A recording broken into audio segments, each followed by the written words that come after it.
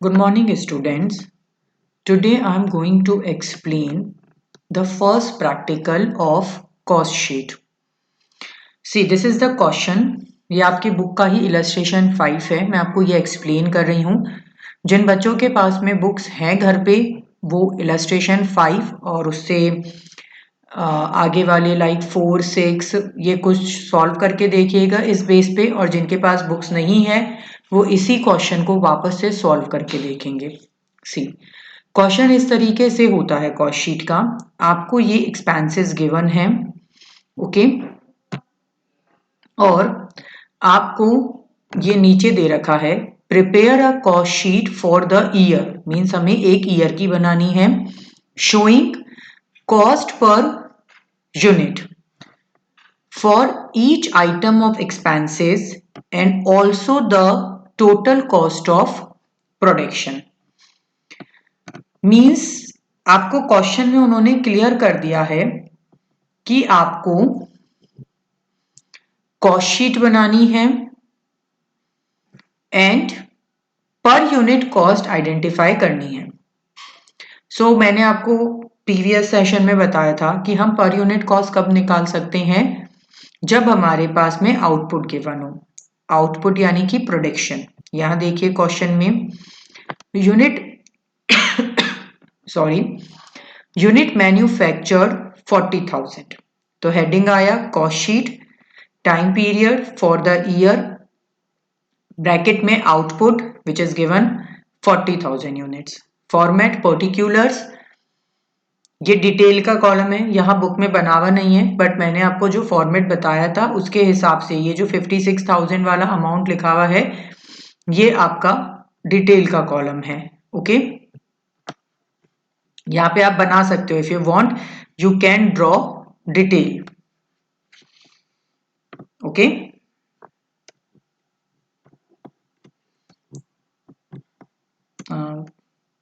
My drawer is not working properly but I hope तुम्हें आप लोगों को ये बात समझ में आ गई होगी कि आप ये डिटेल वाला कॉलम है जो ये लिखा हुआ है. Okay, then total cost, then cost per unit. See, अब देखिए सबसे पहले हमें क्या लिखना होता है, रॉ मटेरियल. आपको बच्चों कॉस्ट शीट का फॉर्मेट लर्न करना पड़ेगा, तभी आप ये आइडेंटिफाई कर पाओगे कि कौन सा एक्सपेंसेस किस में लिखना है. यहाँ ये बहुत जरूरी है.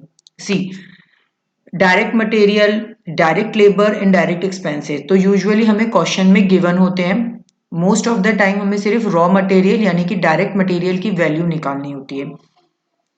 बट अब ये जितने भी एक्सपेंसेस दे रखे हैं इनमें से आपको आइडेंटिफाई करना है कि कौन से फैक्ट्री ओवरहेड में आएंगे, कौन से ऑफिस ओवरहेड में आएंगे और कौन से सेलिंग एंड डिस्ट्रीब्यूशन ओवरहेड में आएंगे. सो आपको क्वेश्चंस की प्रैक्टिस करनी होगी. आप जितनी प्रैक्टिस करोगे आपको अपने आप लर्न हो जाएगा. ऐसा कुछ नहीं है कि आपको बैठ के रटना है कि ये फैक्ट्री ओवरहेड है. कुछ तो बाय डिफॉल्ट आपको समझ आ जाएंगे. ऑब्वियसली कुछ ऐसे एक्सपेंसेस होते हैं जिनको पढ़ के समझ में आ जाता है कि भाई ये तो फैक्ट्री में ही लगते हैं. ठीक है, लाइक जैसे फ्यूल है, फ्यूल कहाँ पे लगता है, जहाँ मशीनरीज होती है. मशीनरीज कहाँ होती है, फैक्ट्री में होती है. रिपेयर्स यूजुअली किसकी होती है, कुछ नहीं दे रखा तो हम किसकी मानते हैं कि भाई मशीनरीज की हुई होगी. मशीनरीज कहाँ होती है, फैक्ट्री में होती है.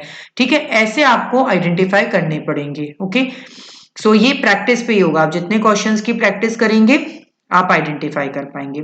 सो सबसे पहले रॉ मटेरियल्स, क्वेश्चन में कितना है 56,000, ये आ गया यहाँ पे. ये डिटेल वाला कॉलम है. Okay, I am again repeating, ये डिटेल वाला कॉलम है. Then add carries inward which is given in question 4,000. So ये हमने ऐड किया. So हमारी रॉ मटेरियल की कॉस्ट कितनी है 60,000. टोटल कॉस्ट के कॉलम में हम सारे मेन फिगर्स लिखते हैं. ये आ गया 60,000. प्रीवियस लेक्चर में मैंने आपको ये तो बताया था कि अगर हमें आउटपुट गिवन है तो हम टोटल कॉस्ट के जो भी ये फिगर्स हैं उनको आउटपुट से डिवाइड करेंगे, हमारे पास में कॉस्ट पर यूनिट आ जाएगी. बट एक पॉइंट मुझसे मिस हो गया था, वो ये कि आपको किसकी कॉस्ट पर यूनिट निकालनी है और किसकी नहीं निकालनी है. तो सी, इसका कोई स्टैंडर्डाइजेशन प्रोसेस नहीं है. कुछ क्वेश्चंस ऐसे होते हैं जो सिर्फ main figures like prime cost, work cost, cost of production, सिर्फ इनकी कॉस्ट पर यूनिट निकालते हैं और ऐड कर देते हैं, आंसर तो सेम ही आना है। कुछ क्वेश्चंस ऐसे होते हैं जो हर इंडिविजुअल एक्सपेंसेस की भी कॉस्ट पर यूनिट निकालते हैं। तो इट्स फुल्ली ऐसा कोई स्टैंडर्डाइजेशन प्रोसेस नहीं है कि इसकी निकालनी है इसकी नहीं निकालनी है। ओके, आपको आउटपुट गिवन है, आपको मेन फिगर गिवन है, डिवाइड करो और निकाल दो। चूंकि obviously cost per unit points में आएगी एक्सपेंसेस की, तो पॉइंट के बाद में 2 या 3 फिगर तक कंसीडर कर लो, जैसे इस क्वेश्चन में किया है। ठीक है, सो देखो रॉ मटेरियल कंज्यूम्ड आ गया 60,000, हमने 60,000 को 40,000 यूनिट से डिवाइड किया, तो रॉ मटेरियल पर यूनिट कितना आ गया 1.50। Then process and general expenses means direct wages, ये है आपकी डायरेक्ट वेजेस, ये आपने यहां लिखा, इन दोनों को ऐड किया, प्राइम कॉस्ट आ गई। देन प्राइम कॉस्ट में हम क्या ऐड करते हैं, फैक्ट्री ओवरहेड, इसी को हम वर्क्स ओवरहेड भी कहते हैं। आप जितने भी इसमें एक्सपेंसेस दे रखे हैं, धीरे धीरे बाय द टाइम आपको याद हो जाएगा। हमें क्या करना है, सारे एक्सपेंसेस के नेम लिखने हैं, उनका अमाउंट हमें इधर लिखना है, हर की इंडिविजुअल कॉस्ट पर यूनिट निकालनी है। कैसे निकलेगी, जितने भी फिगर्स हैं उनको डिवाइड कर दो 40,000 यूनिट से, ये आ गई प्राइम कॉस्ट। इसमें ये सारे ऐड किए, क्या आ गया आपके पास में, फैक्ट्री कॉस्ट या फिर वर्क कॉस्ट, दिस 2,18,000। अब इसमें हम क्या ऐड करते हैं, ऑफिस ओवरहेड। इस क्वेश्चन में चूंकि ये फर्स्ट ही मैं समझा रही हूं, तो इसमें हमारे पास कोई भी सेल ऑफ स्क्रैप नहीं है, WIP नहीं है, तो कोई एडजस्टमेंट नहीं है, तो ये 2,18,000 ही हमारे क्या आ गए हैं, work cost, factory cost. Then add office overhead, question में से ऑफिस ओवरहेड आइडेंटिफाई करोगे, office overhead administrative overhead both are the same things.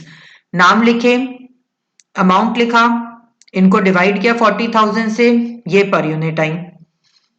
Work cost 2,18,000 plus किए, इसमें कॉस्ट ऑफ प्रोडक्शन क्या आ गई आपकी 2,42,000। अब यहां पे इस क्वेश्चन में ये एक पॉइंट मिसिंग है, वो मैं आपको बता रही हूं, प्लीज नोट डाउन। हमें कॉस्ट ऑफ प्रोडक्शन में किसका एडजस्टमेंट करना होता है, opening and closing stock of finish goods का, which is not given in this question. So this cost of production being cost of production of goods sold, आप इस तरीके से लिखोगे, cost of production being, BEING, being, okay, cost of production of goods sold, मतलब जो हमारी cost of production है 2,42,000, वो ही हमारी cost of production of goods sold है। ओके, देन अब क्या ऐड करते हैं, सेलिंग एंड डिस्ट्रीब्यूशन ओवरहेड, हमने नाम लिखा, क्वेश्चन से आइडेंटिफाई किया, ऐड किए, ये आ गई 2,45,000 इज योर टोटल कॉस्ट या फिर cost of sales.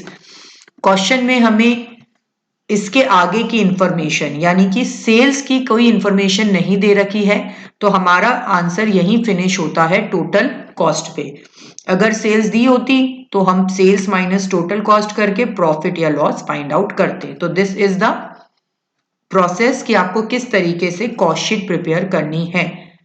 I hope I clear my points. आप इसको सॉल्व करके देखना, अगर कोई भी क्वेरी होती है तो मुझसे कमेंट सेक्शन में आप पूछ सकते हैं। Okay, thank you.